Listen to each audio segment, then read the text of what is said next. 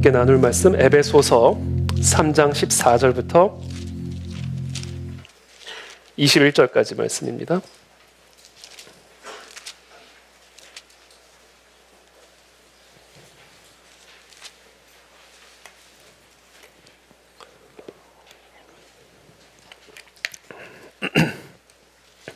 한 절씩 저와 여러분들이 교독하겠습니다. 저부터 읽겠습니다. 이러므로 내가 하늘과 땅에 있는 각 족속에게 이름을 주신 아버지 앞에 무릎을 꿇고 비노니 그의 영광의 풍성함을 따라 그의 성령으로 말미암아 너희 속사람을 능력으로 강건하게 하시오며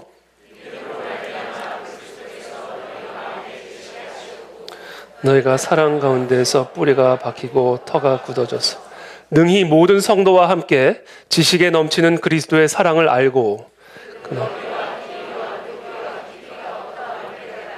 하나님의 모든 충만하신 것으로 너희에게 충만하게 하시기를 구한다. 우리 가운데에서 역사하시는 능력대로 우리가 구하거나 생각하는 모든 것에 더 넘치도록 능히 하시리에게 교회 안에서와 그리스도 예수 안에서 영광이 대대로 영원 무궁하기를 원하노라. 아멘. 네, 오늘은 우리 슬기로운 신앙생활 29번째 사랑이란 무엇인가 라는 주제를 가지고 오늘 하나님의 말씀 함께 나누도록 하겠습니다. 오늘 본문은 에베소 교회 성도들을 위한 사도 바울의 기도입니다. 그러나 동시에 에베소 교회를 위한 기도이기도 합니다. 건강한 교회는 건강한 성도로 말미암아 세워집니다. 그래서 교회를 위한 기도는 사실 성도를 위한 기도이고 또 성도를 위한 기도는 사실상 교회를 위한 기도이기도 합니다. 성도들이 건강할 때 그 교회도 건강해지는 것이요, 성도가 건강하지 않을 때 그 교회도 건강해지지 않는 겁니다. 건강한 교회의 기초는 바로 건강한 성도들인 것입니다. 그래서 사도 바울은 오늘 본문에서 에베소 교회의 강건함을 위하여 에베소 교회 성도들의 강건함을 위해 기도하고 있는 것입니다. 에베소서 3장 14절부터 16절까지 우리 한 목소리로 함께 봉독하겠습니다. 시작.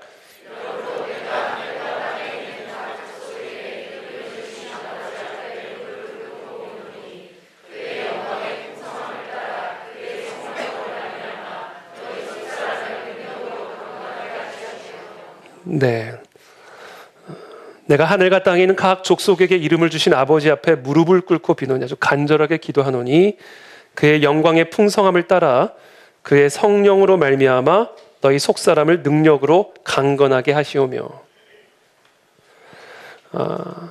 모든 사람은 두 종류의 사람을 가지고 있습니다. 하나는 겉사람이고 또 다른 하나는 속사람입니다. 겉사람은 사람의 육체고 속사람은 사람의 영혼입니다. 대부분의 사람들은 겉사람으로만 살아갑니다. 육체가 주는 힘과 능력으로만 살아갑니다. 바로 이것이 타락한 인간의 비극이죠. 왜냐하면 인간의 진정한 생명과 능력은 그 사람의 겉사람이 아니라 속사람, 그 사람의 영혼으로부터 흘러나오는 것이기 때문에 그렇습니다. 요한복음 6장 63절입니다. 살리는 것은 영이니 육은 무익하니라. 우리의 생명과 능력의 원천은 우리의 심장과 근육에 있는 것이 아니라 바로 우리의 영혼에 있습니다. 죄송하지만 이 에어컨을 좀 꺼주시면 감사하겠습니다. 우리를 살리는 생명과 우리에게 힘을 주는 능력의 원천은 우리의 심장과 근육에 있는 것이 아니라 꺼주시면 더 가까이 오셔도 돼요. 감사합니다. 우리를 살리는 생명과 능력의 원천은 우리의 심장과 근육에 있는 것이 아니라 바로 우리의 영혼에 있습니다. 살리는 것은 영이니 육은 무익하다. 분명히 이렇게 말씀하십니다. 그래서 사도 바울은 이렇게 고백합니다. 그러므로 우리가 낙심하지 아니하노니 우리의 겉사람은 낡아지나 우리의 속사람은 날로 새로워지도다. 사도 바울은 오랜 시간의 전도 여행과 모진 박해로 인해서 몸이 날마다 쇠약해져 가고 있었습니다. 그러나 그런 상황 속에서도 바울은 낙심하지 않는다라고 고백하고 있습니다. 왜냐하면 비록 겉사람은 후패하고 있지만 그의 속사람은 날마다 새로워지는 신비를 경험하고 있었기 때문에 그렇습니다. 얼마나 신비로웠겠어요. 겉사람은 날마다 낡아지고 있는데 속사람은 날마다 새로워지고 있는 거예요. 사람을 새롭게 하는 힘, 그래서 사람의 삶을 새롭게 하는 힘은 그 사람의 겉사람으로부터 흘러나오는 것이 아니라 그 사람의 속사람으로부터 흘러나오는 것입니다. 그러므로 우리가 어떤 이유에서든지 현재 낙심하고 있다면 그것은 우리의 속사람, 즉 우리의 영적인 상태에 문제가 있는 것입니다. 피부의 탄력이 줄어들고 기억력이 감퇴된다고 해서 우리의 심령도 함께 우울해지고 있다면 그것은 우리의 겉사람의 문제가 아니라 우리의 속사람의 문제라는 사실을 방증해주고 있는 것입니다. 바꿔 말해서 우리가 아무리 낙심할 만한 상황에 있다 할지라도 우리는 얼마든지 낙심하지 않을 수가 있고, 또 우리가 아무리 낡아지고 있다 할지라도 우리는 얼마든지 아침마다 늘 새로운 생기 넘치는 삶을 살아갈 수가 있는 것입니다. 그 비결이 어디에 있는가? 바로 속사람의 강건함에 있다. 우리는 이것을 다른 말로 건강한 영성이라고 부릅니다. 다니엘과 세 친구는 바벨론의 느부갓네살이 먹는 음식과 그가 마시는 포도주로 자신의 속사람을 더럽히지 않기로 뜻을 정했습니다. 그때 환관장은 그들의 겉사람이 초췌해지고 같은 또래의 소년들보다 못하게 될 것을 염려하여 만류했지만 다니엘은 열흘 동안 채식과 물만을 먹여서 우리의 얼굴과 왕의 음식을 먹는 사람들의 얼굴을 비교해 볼 것을 요청했습니다. 환관장이 그들의 말을 따라 열흘 동안 시험해 본 결과 그들의 겉사람이 더욱 아름답고 더욱 윤택하여져서 왕의 음식을 먹는 다른 소년들보다 더 좋아 보이게 됐던 것을 확인하게 되었습니다. 그뿐이 아닙니다. 하나님께서 이 네 소년에게 학문을 주시고 모든 서적을 깨닫게 하시고 또 다니엘에게는 특별히 모든 환상과 꿈을 깨달아 알 수 있는 능력까지 주셨습니다. 사람의 모든 생명과 능력의 원천은 우리의 강건한 속사람, 건강한 영성에 있는 것입니다. 그래서 사도 바울은 사람의 모든 문제의 원인을 그 사람의 속사람, 그 사람의 영적인 상태에서 찾았고, 따라서 모든 문제의 해결책 역시 그 사람의 영적인 상태에서 찾았습니다. 그래서 사도 바울은 모진 박해와 고통 가운데 있는 에베소 교회 성도들을 위해 기도하면서 그들을 지금 괴롭히고 있는 어떤 물리적인 상황을 위해서 기도하고 있는 것이 아니라 오로지 그들의 속사람이 강건해지기만을 기도하고 있는 것입니다. 왜냐하면 사람의 속사람 안에 모든 생명과 능력의 원천이 있기 때문에 그렇습니다. 성경은 현실주의입니다. 현실의 어려움과 세상의 고통을 절대로 가볍게 여기지 않습니다. 그래서 사도 바울이 자꾸 영혼 이것만을 강조하는 것이 마치 비현실적인 것처럼 느껴질지는 모르지만 그것이야말로 가장 현실적인 문제 해결책이다라는 것을 우리에게 말씀하고 있는 것입니다. 저는 이 시간 저와 여러분들의 영성이 건강하게 회복되기를 축복합니다. 우리의 속사람이 날마다 강건해지게 되기를 축복합니다. 그때 우리는 모든 것을 이길 수 있고 모든 것을 감당할 수 있는 영적 힘을 갖게 되는 것입니다. 자, 그러므로 건강한 교회는 어떤 교회인가? 강력한 교회란 어떤 교회인가? 건강한 속사람을 가진 성도들이 많은 교회입니다. 우리 교회 안에 건강한 속사람을 가진 성도들이 많아지면 많아질수록 우리 교회는 강력하고 건강한 교회로 세워질 겁니다. 그래서 사도 바울은 오늘 이 에베소 교회와 성도들을 위해 기도하면서 성령으로 말미암아 너희의 속사람을 능력으로 강건하게 해주시기를 기도하노라 라고 말씀하고 있는 것입니다. 그리고 그것이 오늘 저와 여러분들 모두의 기도가 되기를 축복합니다. 자, 그렇다면 성령으로 말미암아 속사람이 강건해지는 것은 구체적으로 무엇을 의미하는가? 건강한 영성이라는 것은 도대체 무엇인가? 오늘 그것이 여러분과 나누고자 하는 주제입니다. 이어서 에베소서 3장 17절에서 사도 바울은 이렇게 말씀합니다. 믿음으로 말미암아 그리스도께서 너희 마음에 계시게 하시옵고. 그렇죠. 이게 이어서 나오는 기도입니다. 그의 성령으로 말미암아 너희 속사람을 능력으로 강건하게 하시오며 믿음으로 말미암아 그리스도께서 너희 마음에 계시게 하시옵고. 자, 성령으로 말미암아 속사람이 강건해진다라는 것은, 우리가 건강한 영성을 갖게 된다라는 것은 믿음으로 말미암아 그리스도께서 우리 마음에 계시게 하는 것을 의미합니다. 믿음으로 말미암아 어떻게 해서든지 우리의 마음에 그리스도께서 계시게 하도록 하는 것, 이게 강건한 속사람이에요. 그리고 그게 건강한 영성입니다. 모든 상황과 모든 환경 속에서 변함없이 흔들림 없이 우리의 마음 속에서 그리스도를 믿는 믿음을 지켜낼 수 있는 그 마음의 힘, 그 마음의 힘이 바로 속사람의 강건함이라는 거예요. 모든 사람들이 다 예수님을 배신해도 나는 배신하지 않겠다라고 큰 소리를 쳤던 베드로가 예수님이 잡히시던 날 밤 한 여종이 베드로를 그리스도의 제자로 알아보자마자 반사적으로 그리스도를 부인합니다. 그랬던 베드로가 옥에 갇히고 매를 맞으면서까지도 그리스도를 전하죠. 하루는 로마 병사가 자꾸 이렇게 복음 전하면 옥에 가둘 것이다를 위협하자 베드로가 이렇게 말합니다. 사람보다 하나님께 순종하는 것이 마땅하니라. 도대체 이 베드로의 변화는 어디서 일어난 것일까요? 겉모습의 변화일까요? 아니요. 속사람이 변화된 겁니다. 속사람이 그렇게 강건해진 거예요.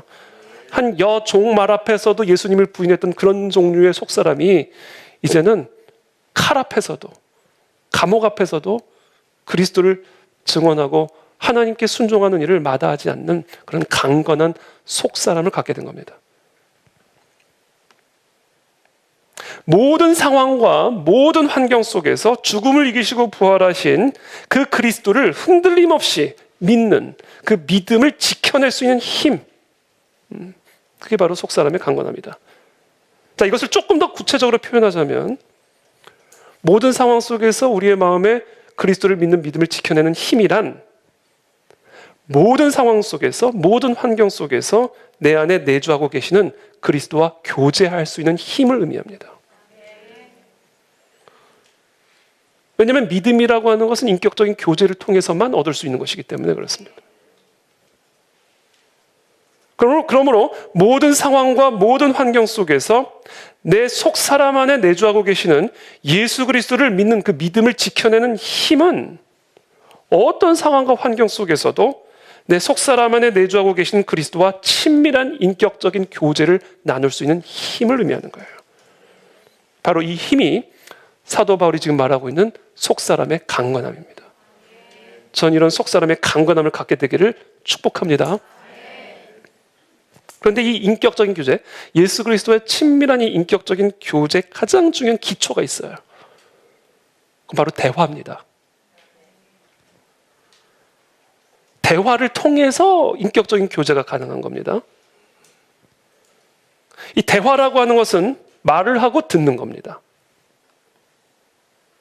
그래서 모든 상황과 환경 속에서 내 마음속에 계시는 그리스도를 믿는 그 믿음을 지켜내는 힘이란, 내 안에 내주하시는 그리스도와의 교제를 지켜낼 수 있는 힘이란 곧 모든 상황 속에서 그리스도에게 말하고 그리스도를 듣는 힘을 의미합니다. 이 힘을 가진 사람이 바로 강건한 속사람, 건강한 영성을 가진 사람이요, 그와 같은 사람은 비록 겉사람은 후패할지라도, 비록 사방에 우겨쌈을 당하는 낙심되는 상황에 놓여 있다 할지라도 늘 새로운 생기와 능력의 충만함을 받아 새로운 아침을 시작할 수가 있게 되는 겁니다. 저는 오늘 저와 여러분들의 이 속사람의 강건함을 한번 점검하게 되기를 바랍니다. 나는 얼마나 그리스도와 친밀한 교제 가운데 있는가? 조금 상황이 삐뚤어지면 교제가 끊어지지 않는가? 조금 상황이 좋아지면 그리스도와의 대화는 단절되지는 않는가? 나는 지금 얼만큼 그리스도와 친밀한 대화와 교제를 누리고 있는가? 이것이 바로 나의 속사람의 강건함을 드러내는 표지다라는 거예요.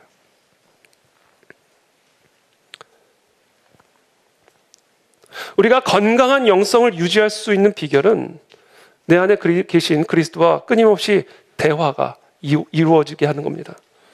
대화가 끊어지는 순간 교제는 끊어집니다. 그리고 그리스도와의 교제가 끊어지는 순간 그리스도를 믿는 믿음은 소멸됩니다. 바울과 실라가 빌립보에서 복음을 전하다가 부당하게 체포돼서 정말 선혈이 낭자하도록 매질을 당합니다. 그리고 그 발은 착고에 든든히 채워져서 아주 깊은 감옥에 던져집니다. 축축하고 냉기 스미는 감방에서 그들을 위로하거나 그들에게 힘을 줄 수 있는 것은 아무것도 없었습니다. 자, 근데 그때 바울과 실라는 무엇을 했는가? 사도행전 16장 25절은 이렇게 기록합니다. 한밤중에 바울과 실라가 기도하고 하나님을 찬송하며 죄수들이 듣더라. 하나님과 대화를 나누는 거죠. 선열이 낭자하도록 매질을 받고 옷이 다 찢겨지고 발에는 착고가 차여져서 깊은 감옥에 던져진 그런 상황 속에서 바울과 실라의 속사람은 하나님과 대화를 나누고 있었던 거예요. 그때 어떤 일이 일어납니까? 이에 갑자기 큰 지진이 나서 옥터가 움직이고 문이 곧 다 열리며 모든 사람의 매인 것이 다 벗어진지라. 여러분, 착고에 차여서 깊은 감옥 안에 들어가 있어도 속사람이 온 하늘과 땅의 모든 권세를 갖고 계신 그리스도와 대화를 하고 있으면요, 착고가 끊어집니다. 여러분, 옥문이 열립니다. 이게 속사람의 강건함이에요. 왜냐하면 생명은 영에 있고 육은 무익한 겁니다. 생명과 능력의 원천은 우리의 영혼에 있는 거예요. 로마로 압송당하는 바울의 배가 유라굴로라고 하는 광풍을 만나 표류를 하게 됩니다. 여러 날 동안 해도 별도 보이지 아니하고 큰 풍랑이 그대로 있음에 구원의 여망마저 없어졌더라. 여러 사람이 오래 먹지 못하였음에 그 상황 속에서 바울이 일어서서 말을 합니다. 바울이 가운데 서서 말하되 여러분이요 내 말을 듣고 글에 대해서 떠나지 아니하여 이 타격과 손상을 면하였더라면 좋을 뻔하였느니라. 내가 너희를 권하노니 이제는 안심하라. 너희 중 아무도 생명에는 아무런 손상이 없겠고 오직 배뿐이리라. 여러분, 별도 보이지 않고 해도 보이지 않고 큰 풍랑은 그대로 있고 구원의 소망이 완전히 사라진 그 상황 속에서 밥도 먹지 못하고 굶어있는 그 사람들 속에서 바울이 일어나 안심을 시킵니다. 그리고 우리의 운명을 예언합니다. 도대체 이 힘이 어디서 나오는 것인가? 어젯밤에 일어났던 일 때문에 가능한 겁니다. 내가 속한 바, 곧 내가 섬기는 하나님의 사자가 어젯밤에 내 곁에 서서 말하되 바울아 두려워하지 말라. 네가 가이사 앞에 서야 하겠고 또 하나님께서 너와 함께 항해하는 자를 다 네게 주셨다 하였으니 그러므로 여러분이여 안심하라. 나는 내게 말씀하신 그대로 되리라고 하나님을 믿노라. 그 유라굴로 광풍 안에서 사도 바울의 속사람은요, 그 안에 계신 그리스도와 대화를 나누고 있었던 거예요. 두렵습니다, 주님. 저 로마로 가야 되는데 가이사 앞에 서리라 말씀하셨는데 지금 이 광풍은 떠나지를 않고 있습니다. 별도 보이지 않고 해도 보이지 않습니다. 주님, 이 상황을 내가 어떻게 이해해야 할까요? 라고 분명히 말했을 거예요. 그때 하나님이 말씀하신 겁니다. 두려워하지 말라. 두려워하지 말라. 이게 바로 속사람의 강건함입니다. 그래서 우리가 어떤 상황 속에서도 내 안에 계신 그리스도를 기억만 할 수 있고 그 그리스도에게 말할 수 있다는 사실을 기억하고 그분의 음성을 들을 수 있다는 사실만 기억한다면 우리는 유라굴로 광풍도 이겨낼 수가 있고 발에 든든히 채워진 착고도 풀어낼 수 있는 힘을 갖게 되는 거예요.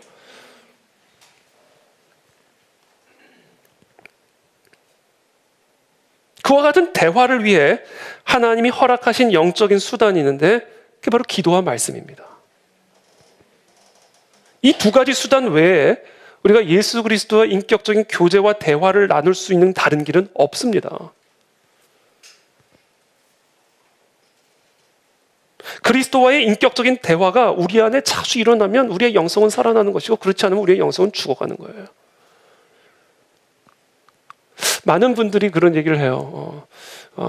가장이, 남편이 아버지의 영성만 살아나면 가정이 살아날 텐데 오늘날 이 땅의 모든 아버지의 영성이 다 죽었다.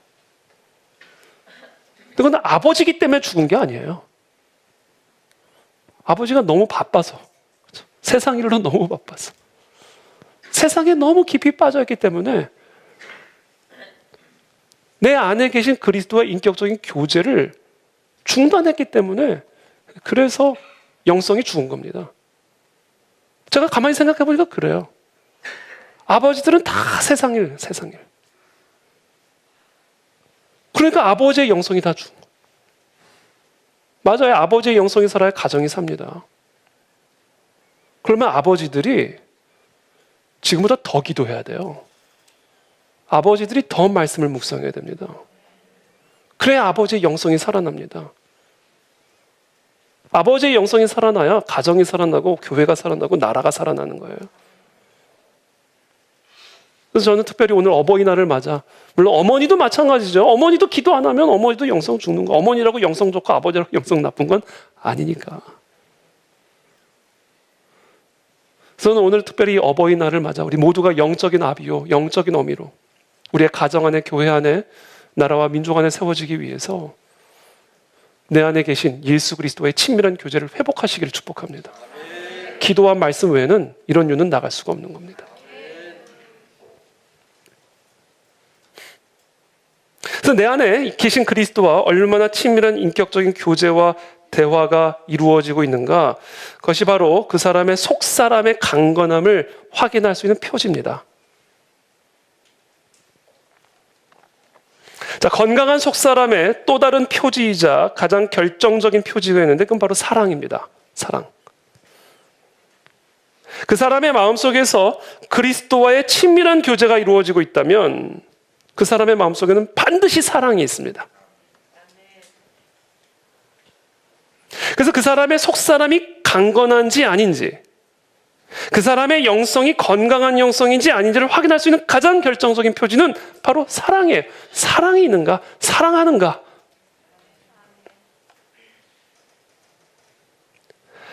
그래서 사도 바울은 에베소 교회 성도들의 속사람이 성령의 능력으로 말미암아 강건해지기를 기도한 다음에 바로 이어서 다음과 같이 17절에서 기도합니다. 너희가 사랑 가운데서 뿌리가 박히고 터가 굳어져서. 성도 한 사람 한 사람의 속사람이 성령으로 말미암아 강건해지면, 즉 성도 한 사람 한 사람이 그리스도와의 친밀한 교제 가운데 거하게 되면 그 성도는 반드시 사랑의 뿌리를 받게 되어 사랑하게 되어 있고, 그때 교회의 기초는 견고하게 굳어지기 시작하는 거예요.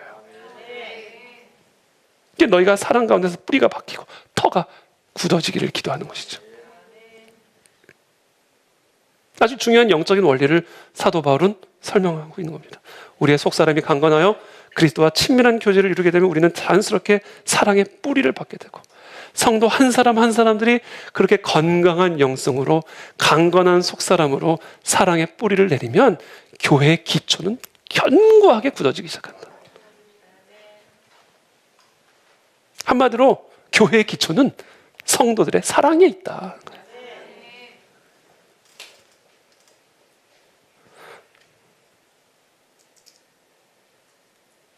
그런 의미에서 연약한 교회라는 것은 성도 수가 연약한 교회가 아니라 성도들의 사랑이 연약한 교회라는 사실을 우리는 반드시 기억해야 합니다. 우리는 너무 교회를 판단할 때 세속적이에요. 회사 사이즈 따지듯이 우리가 회사의 건강성을 따질 때 뭘 따져요? 자산, 부채, 회사 직원, 매출, 그렇게 교회를 따져요. 그러니까 교회가 망하는 겁니다.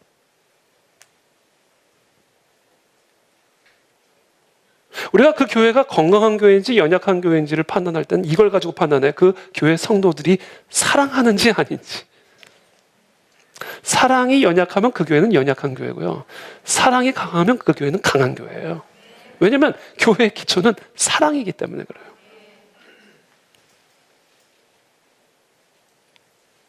특별히 사도 바울은 이와 같은 영적인 원리를 설명하기 위해서 두 가지 이미지를 사용합니다. 첫째 이미지는 식물학적인 이미지예요. 뿌리가 박히고, 식물학적인 이미지죠. 나무를 연상케 합니다. 그리고 둘째 이미지는 건축학적인 이미지죠. 터가 굳혀지고, 터가 굳어져서, 기초가 굳어져서 건물을 연상케 합니다. 건물의 기초를 연상케 하죠. 그러니까 이 식물학적인 이미지와 이 건축학적인 이미지를 결합시켜서 건강한 교회의 토양, 건강한 교회의 기초는 사랑이라는 사실을 지금 우리에게 가르쳐주고 있는 거예요. 자, 이 두 이미지의 핵심적인 공통점, 뿌리를 내린, 토양에 깊이 뿌리를 내린 나무와 견고한 기초 위에 세워진 건물이 보여주고 있는 공통적인 이미지는 뭐냐면 견고함이에요. 안정감이에요. 흔들림이 없는 겁니다. 땅속 깊이 뿌리를 내린 나무는 어떤 비바람에도 흔들리지 않습니다. 견고한 기초 위에 세워진 건물은 어떤 비바람이 불어도 무너지지 않습니다. 두 가지 경우 모두 다 그들의 안정성과 견고함을 유지시켜주는 원동력은 하나예요. 사랑이라는 거예요. 사랑. 그러므로 사랑이란 무엇인가? 사랑이란 교회라고 하는 나무가 견고하게 뿌리를 내릴 수 있는 토양이요, 교회라고 하는 건물이 든든하게 세워질 수 있는 기초입니다. 여기서 약간 다르게 표현하면 성도들의 사랑이 교회를 강하게 만드는 거예요. 여러분, 우리 그안의 진리교회가 강건한 교회가 되기를 원하십니까? 그럼 저와 여러분들의 사랑이 강력해져야 돼요. 우리의 사랑이 교회를 강하게 만드는 겁니다. 외부에서 어떤 비바람이 불어닥쳐도, 어떤 이리때가 들어와도 흔들림이 없는 교회가 되게 만드는 것은 성도들의 사랑이다. 그래서 제가 지난주에 권징에 대한 말을 하면서 에베소 교회를 위해서 기도하잖아요. 이리때가 들어올 텐데 그것을 경고시키자, 에베소 장로들에게. 그러면서 권징을 말씀하시죠. 특별히 예수 그리스도께서 권징을 말씀하시면서 뭐라고 말씀하세요? 그 권징에 끊어지지 않는 원료는 사랑이 돼야 된다. 제가 이번 주 누가 또 이번 주 설교 제목은 뭐냐고 묻길래 사랑이란 무엇인가 그랬더니 드디어 사랑으로 넘어갑니다. 사랑은 매야, 이렇게 얘기를 했죠. 그렇게 농담으로 얘기를 했더니 너무 실망스러운 표정을 짓더라고요.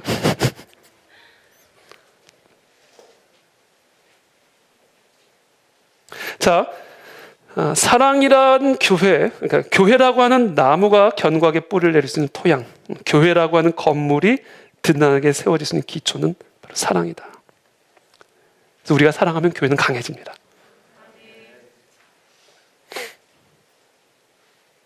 그래서 이 사랑이 연약한 교회가 연약한 교회예요. 성도 수가 적어서 교회가 연약해지는 거 절대 아닙니다, 여러분.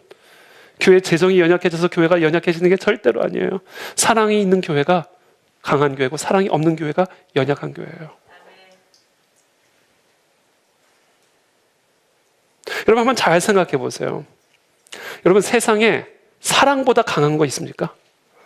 이 사랑이라는 단어가 너무 정말 막 사용되어져서 이 사랑이라는 단어만큼 참 이해하기 어렵고 설명하기 어려운 단어도 없지만, 여러분 한번 잘 생각해 보세요. 이 사랑, 진짜 사랑. 이 세상에 이 사랑보다 더 강한 거 있어요? 없습니다. 사랑만큼 우리에게 활기를 불어넣어주는 게 없어요. 사랑만큼 우리로 하여금 일을 하게 만들고 겉사람이 후패해도 그 일에 몰두하게 만드는 힘이 없어요. 세상에 여러분, 사랑보다 강력한 에너지는 없습니다. 사랑이 우리를 밤새게 만들고 사랑이 우리를 쉬지 않고 일하게 만듭니다. 이 사랑. 한번 잘 생각해보세요. 사랑보다 더 강한 힘은 없어요. 야곱은 그의 형 에서의 경노를 피해 그의 외갓집으로 도망갑니다. 거기서 야곱은 자신의 삼촌 라반과 그의 가족들과 함께 지내게 되는데, 거기서 라반의 딸 라헬을 사랑하게 됩니다.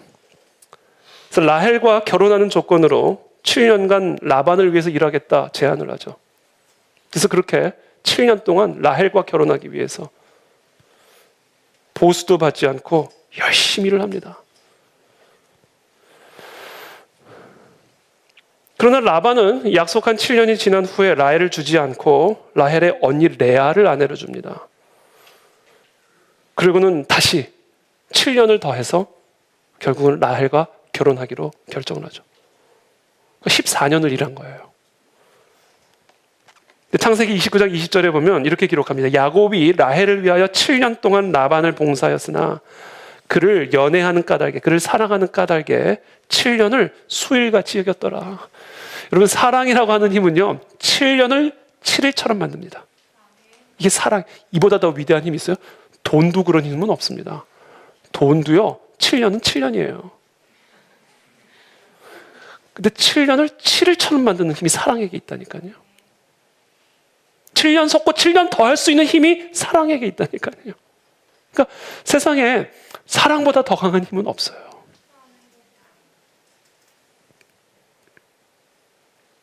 무슨 일이든지 사랑으로 하면 그게 노예 종살이를 할지라도 7년을 7일같이 여기는 것이고, 무슨 일이어도 사랑이 없으면 7일도 7년처럼 느껴지는 겁니다. 사랑보다 더 강한 건 없어요. 그래서 교회는 사랑의 기초 위에 세워져야만 합니다. 사랑보다 더 강한 건 없기 때문에. 그때 우리가 사망의 권세를 이기는 교회가 될 수가 있는 거예요.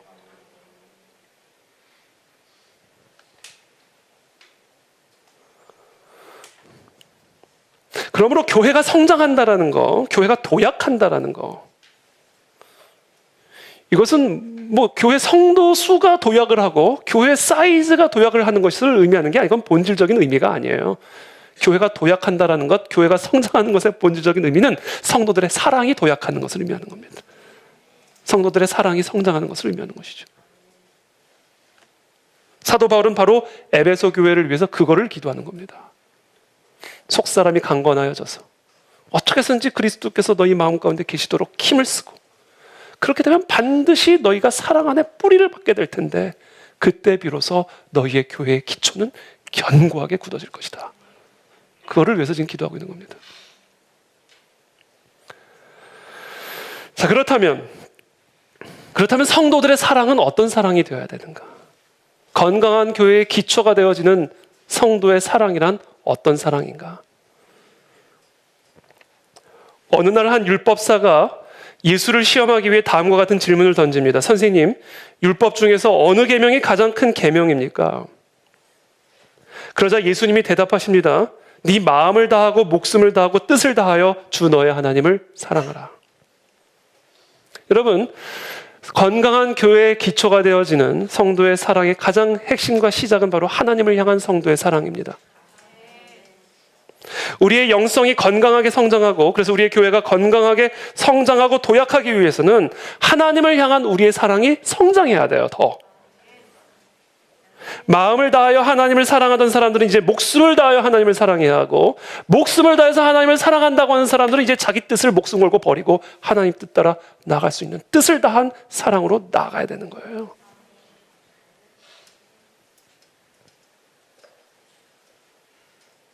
그래서 저는 이 시간 저와 여러분들 모두가 한번 점검하게 되기를 바랍니다. 우리가 정말 하나님을 사랑하나?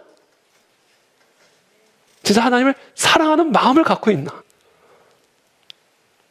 그냥 아니면 종교적인 패턴과 의무로 하고 있나? 아니요. 우리가 무슨 일을, 예배를 드리든 기도를 하든 찬양을 하든 설교를 하든 봉사를 하든 우리 마음 안에요, 하나님을 향한 사랑이 있어야 됩니다. 저는 그 사랑이 성장하게 되기를 축복합니다. 그리고 예수님이 이어서 계속해서 말씀하십니다. 네 이웃을 네 몸과 같이 사랑하라. 여러분, 하나님을 향한 우리의 사랑이 성장을 하게 되면 반드시 수평적으로 이웃에 대한 사랑도 성장하게 되어 있습니다. 그래서 요한은 누구든지 하나님을 사랑하노라 하고 그 형제를 미워하면 그것은 거짓말하는 거라 얘기했어요.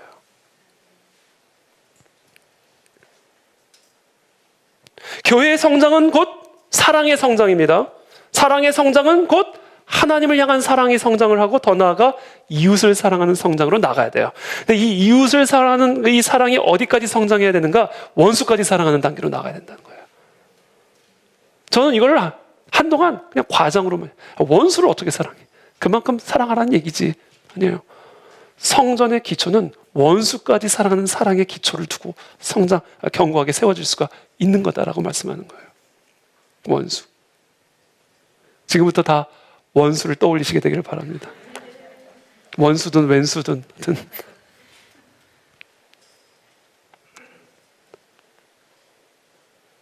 우리의 이웃 사랑은 원수 사랑으로까지 확장되어져야 됩니다. 그와 같은 성장이 우리 안에서 이루어질 때 교회는 건강한 기초 위에 견고하게 세워져 갈 수가 있는 거예요. 마태복음 5장 43절부터 45절입니다. 또 네 이웃을 사랑하고 네 원수를 미워하라 하였다는 것을 너희가 들었으나 나는 너희에게 이르노니 너희 원수를 사랑하며 너희를 박해하는 자를 위하여 기도하라.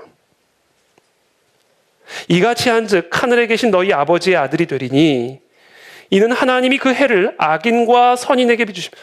하나님이요, 악인에게는 해를 비추지 않고 선인에게만 비추시는 게 아니에요. 똑같이 비춰주십니다. 사람을 가리지를 않으신다는 거예요. 비를 의로운 자와 불의한 자에게 내려주십니다. 비를 불의한 자에게는 안 내려주시고 의로운 자에게만 내려주시는 게 아니라는 거예요. 똑같이 내려주신다는 거예요. 그런 거 보면 하나님 정말 마음이 넓으신 분이에요. 우리는 미운 사람 떡 하나 안 주잖아요. 미운 떡을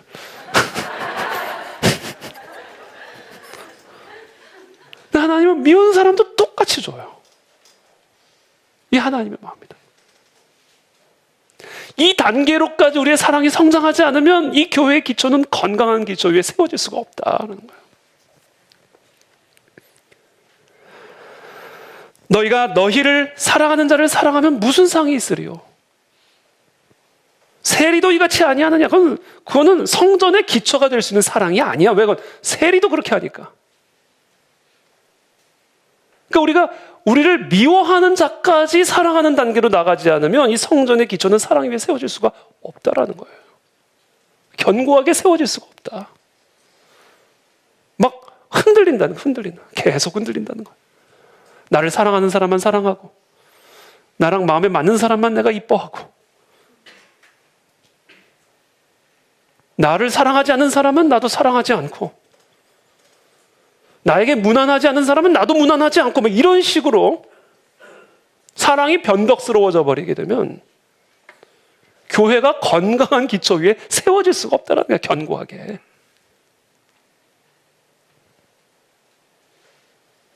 이방인들도 이같이 하지 않느냐. 그러므로 하늘에 계신 너희 아버지의 온전하심과 같이 너희도 온전하라. 온전한 사랑이라는 것, 나를 미워하는 자까지도 미워하는 것이, 사랑하는 것이, 그것이 바로 온전한 사랑. 그래서 우리는 우리의 사랑이 이 온전함으로까지 나아가야 된다는 거예요. 그때 비로소 이 성전의 기초가 건강한 기초 위에 견고하게 뿌리를 박아 세워질 수가 있다는 겁니다. 이게 교회의 도약입니다. 이게 성도의 도약이에요. 그렇게 하시기를 축복합니다. 그렇게 나아가게 되기를 기도합니다. 그래서 오늘 저와 여러분들은 진지하게 고민하고 생각해야 됩니다. 나는 지금 나를 저주하며 내게 거짓으로 말하는 모든 원수들을 진심으로 사랑하는가? 이 단계로 우리는 나가야 돼요. 그게 우리에게 필요한 도약입니다. 그들을 내가 사랑한다라고 정직하게 말할 수 있을 때까지 만족해서는 안 됩니다. 다른 사람에 대한 나의 사랑은 변덕스럽지는 않은가? 나에게 잘해주면 나도 잘해주고, 나에게 못하면 나도 잘 못해주고. 제가 한번 그 바람이 아주 세차게 부는 궂은 날씨에 제가 혼자 해변에 서서 한 1시간 이상을 머물러 본 적이 있습니다. 그 강한 파도가, 거의 비바람이 불어닥치는 아주 강력한 파도가 이 바위를 계속 치는데요. 그래서 물보라가 팍팍 퍼지는데 그 광경을 제가 비를 맞으면서, 비가 그렇게 많이 내리는 비는 아니었습니다만 비바람을 맞으면서 그냥 서 있기가 어려울 만큼 강력한 바람을 맞으면서 제가 1시간을 그 자리에 서서 그걸 그냥 봤어요. 그냥 봤습니다. 계속.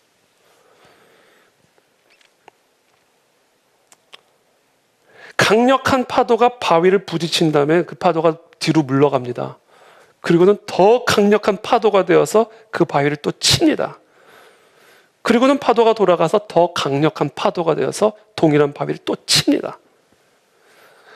근데 그 가운데 그 바위는요, 전혀 아무 일도 없었던 것처럼 요동하지 않고 동요하지 않고 그 자리에 그대로 서 있는 바위의 모습이 너무나 인상적이었어요. 파도는 난리를 치는데 바위는 요동이 없어요. 여러분, 교회는 그런 기초 위에 세워져야 되는 거예요. 저와 여러분들 모두가 그와 같은 사랑을 가질 때 그 안에 진리교회는 견고한 반석 위에 세워지는 교회가 되는 겁니다. 그래서 고린도전서 13장에서 사랑이란 뭐냐? 모든 것을 참고, 모든 것을 믿고, 모든 것을 견뎌내는 거다. 이쪽 뺨을 맞으면 저쪽 뺨을 대는 거, 요동하지 않는 거. 저는 오늘 예배 끝나고 그래서 악수 대신에 저의 사랑을 여러분 테스트 해보시길 바랍니다.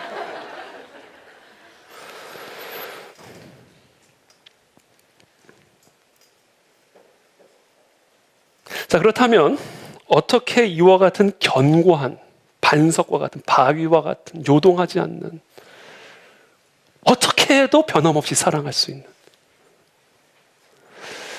그런 사랑을 가질 수가 있게 될까? 여러분, 그건 절대로 자연적으로 나오지가 않습니다. 특별한 은혜가 임해야 돼요. 그것을 에베소서 3장 18절에서 19절까지 사도 바울이 기도하고 있는 겁니다. 우리 에베소서 3장 18절부터 19절까지 우리 함께 읽어보겠습니다. 시작.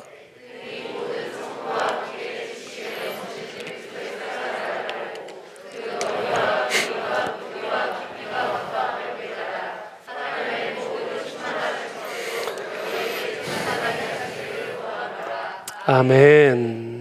모든 성도들이, 한 사람도 예외 없이 모든 성도들이 우리의 지식을 넘어서는 그리스도의 사랑이 어떠한지를 알아야 돼요. 근데 이걸 지식적으로 하는 게 아니라 깨달아 알아야 돼요. 경험적으로 알아야 됩니다. 이건 지식에 넘치는 사랑이기 때문에 지식으로 알 수 있는 게 아니에요. 이건 지식을 넘어서는 사랑이기 때문에. 그래서 우리가 그와 같은 견고한 사랑을 갖고, 그래서 우리의 교회가 그와 같은 견고한 사랑의 기초 위에 세워지기 위해서는요, 우리 그 안에 우리 모든 성도들이 지식에 넘치는 우리를 향한 그리스도의 사랑을 깨달아 알아야 됩니다. 그 넓이와 그 길이와 그 높이와 그 깊이가 어떠한지를 맛보아 알아야 됩니다. 그게 강건한 속사람이에요.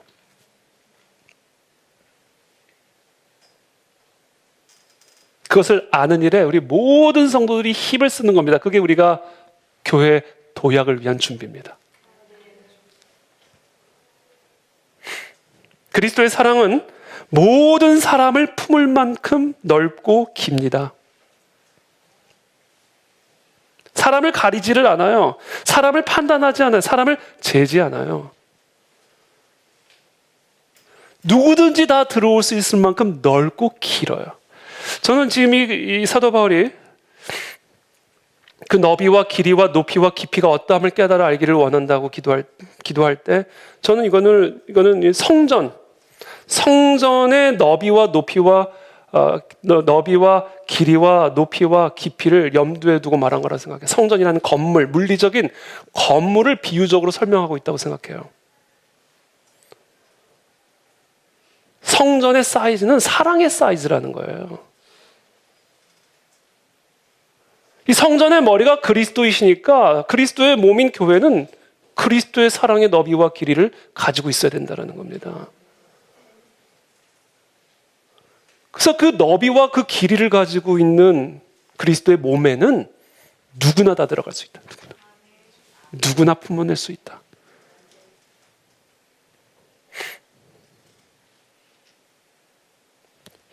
그거를 깨달아 알아야 된다는 거야. 예수 그리스도의 사랑이 이런 거구나. 쟤를 사랑하신다고? 저런 사람을 벌하지 않는단 말이야? 저런 애한테도 비를 줘? 이런 거죠. 제가 이렇게 했다고 해서 여러분 시험 받지 마세요. 저는 누구를 지칭한 게 그냥 허공을 찌른 겁니다. 그러니까 결국 우리는 모든 성도와 함께 지식에 넘치는 그리스도의 사랑을 알아 우리가 사랑하는 대상을 계속해서 넓혀가야 됩니다. 사랑할 만한 사람만을 골라서 사랑하지 말고, 우리가 다 그렇죠. 내가 사랑하는 사람의 스타일이 있죠. 조건이 있고 유형이 있습니다. 그 벽을 다 허물어 버려야 된다는 거. 그게 어떻게 가능하냐? 나 같은 사람을 사랑하신 그 하나님의 사랑을 경험하게 되면 그 하나님의 사랑의 너비와 높이가 어떠한 건지를 내가 깨닫게 되면 우리가 그런 사랑을 할 수가 있게 된다는 거죠.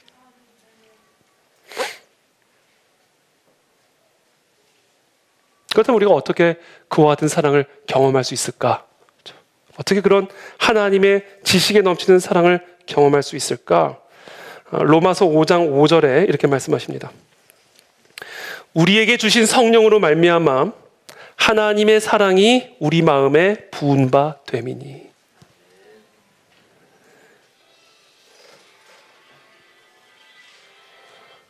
하나님의 사랑은 우리 가운데 부어져야만 우리가 깨달아 할 수가 있습니다. 그런데 그것을 부어주시는 분이 누구예요? 성령이시라는 거예요. 여러분, 하나님의 사랑을 깨달아 알게 되는 이 경험적인 지식은요, 어떤 특별한 혜택을 받은 소수만이 누릴 수 있는 축복이 아니에요. 이거는 저와 여러분들이 정상적인 그리스도인이라면 누구나 마땅히 경험해야 할 체험입니다. 우리 안에 그리스도가 계시고 우리 안에 성령님이 계신다면 그 성령님은 우리에게 하나님의 사랑을 부어주시는 분이기 때문에 우리가 진짜 성도라고 한다면, 우리 안에 진짜 그리스도께서 내주하고 계신다면, 우리의 속사람이 강건한 사람이라고 한다면 우리는 반드시 우리를 향한 지식에 넘치는 하나님의 사랑의 감동을 경험해야 돼요.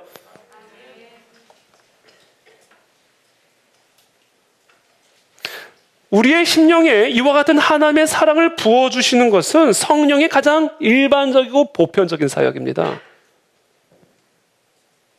그런데 우리는 이 성령의 이와 같은 일상적이고 보편적인 사역은 무시를 하고 아주 특별한 산발적이고 보편적이지 않은 은사만을 구해요.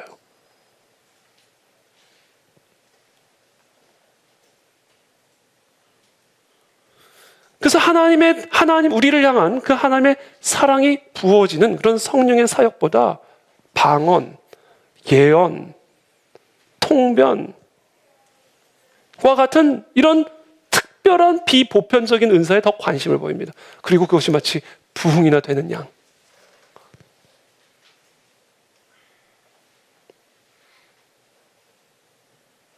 방언을 하면 더 성령 충만해지고 예언을 하면 더 기뻐지고 더 경건하다라고 생각했던 고린도 교인들에게 바울은 사랑이 없으면 방언은 아무것도 아니라고 말할 수밖에 없었던 거예요. 그래서 오늘날 이 땅의 교회에 이 부흥에 대한 관심이 이와 같은 새로운 고린도주의로 향해 나아가게 된다면 그건 비극입니다. 바울이 에베소 교회를 위한 최선의 기도는 무엇이었는가? 성령 하나님께서 그들의 속사람 가운데 거하심으로써 날마다 그들을 향한 하나님의 사랑이 마음에 부은 바 되게 하여 주십시오. 그래서 그 사랑으로 원수들까지 사랑할 수 있는 사랑의 뿌리를 박은 교회와 성도가 되게 하여 주시어서 그 교회의 기초가 그 무엇에도 흔들림이 없는 강력한 그리스도의 몸으로 세워지게 하여 주십시오. 이게 사도 바울의 기도입니다. 그래서 오늘 이 사도 바울의 이 에베소서 3장의 이 기도를 이렇게 요약을 할 수가 있을 것 같아요.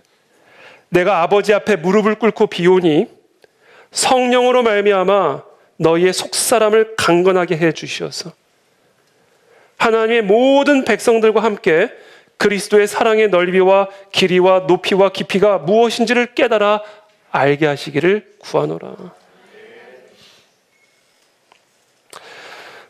부흥은 죽어가는 교회를 회복시키시는 하나님의 사역을 의미합니다. 부흥에 대한 올바른 관심은 방언이나 예언과 같은 그런 보편적이지 않은 성령의 은사들을 동경하는 것에서 표현되어지는 것이 아니라 성령의 가장 일반적이고 기본적인 사역, 모든 사람들이 우리들을 향한 하나님의 그 깊은 사랑을 더 깊이 깨달아 알게 하시는 이와 같은 성령의 사역을 경험할 때 그때 교회는 진정한 사랑의 기초 위에 견고하게 세워져 갈 수가 있는 것입니다.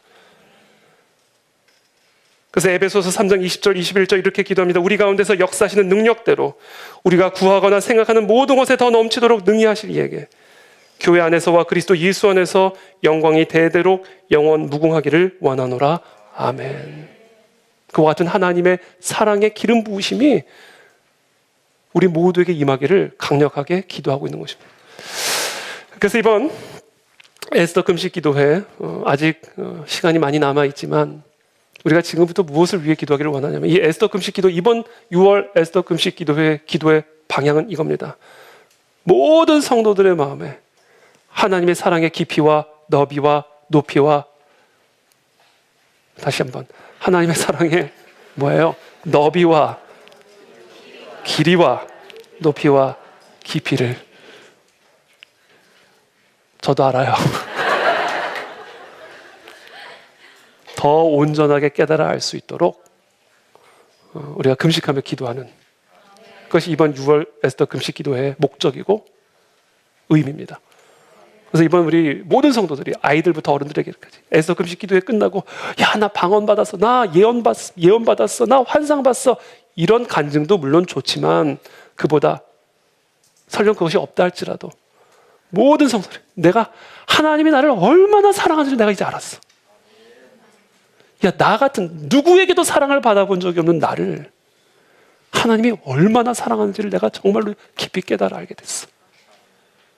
그래서 나도 이제 그 사랑으로 왼수 같았던 그 사람을 사랑할 수 있게 되었고 품을 수가 있게 되었어 라고 하는 이 고백을 위해서 우리가 금식하며 기도하며 나아가는 에스더 금식 기도회가 되기를 축복합니다. 그래서 우리 그 안에 진리교회가 그와 같은 견고한 사랑의 기초 위에 견고하게 도약할 수 있는 그런 시대를 우리 모두가 맞이하게 되기를 예수님의 이름으로 기도합니다. 아멘. 기도하겠습니다.